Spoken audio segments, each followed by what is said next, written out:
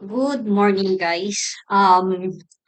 Ito po yung susunod kong tutorials bago ako mag-proceed dun sa macros ng MS Excel po.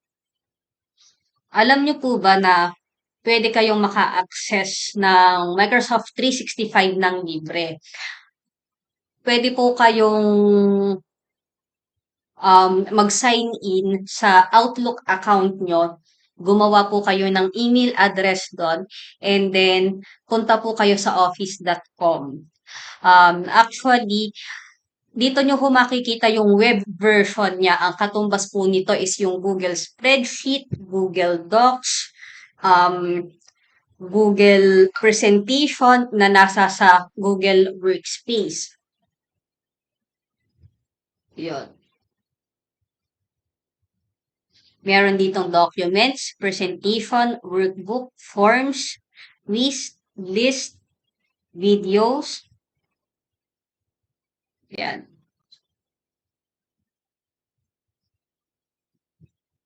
So, kung bubuksan natin to, click lang natin.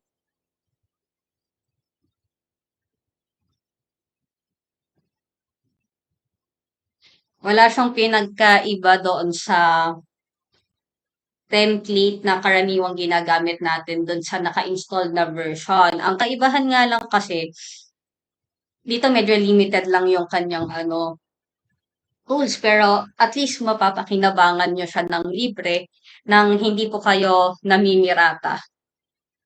Yan. Tapos dito may mga designers preview.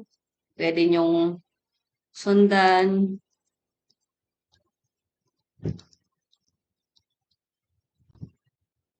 So, close muna natin. Leave.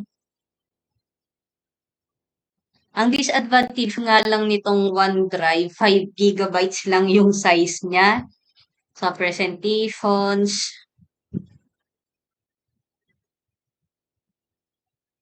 Unlike dun sa Google Drive, yung free niya is 15 gigabytes. Yan.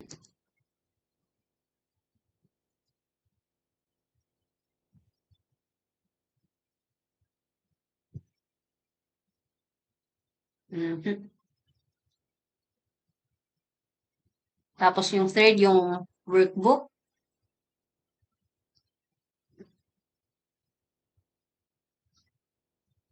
Ang kagandahan ho dito sa um, Excel version, yung web version nito ha, yung 365.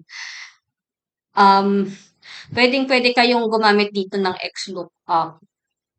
Sa ibang version kasi ng Microsoft Office, katulad ng mabababang version, yung 2013, 2019, wala siyang XLOOKUP eh.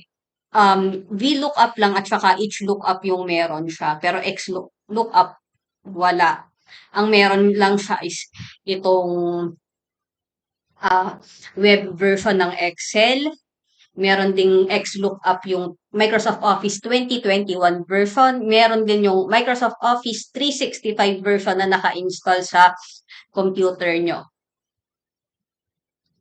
So, kung halimbawa, a-attend kayo ng mga seminars and ituturo sa inyo yung XLOOKUP, tapos kayo ay naka 2016 version lang, pwede nyong pag-practicean itong web version. Yan.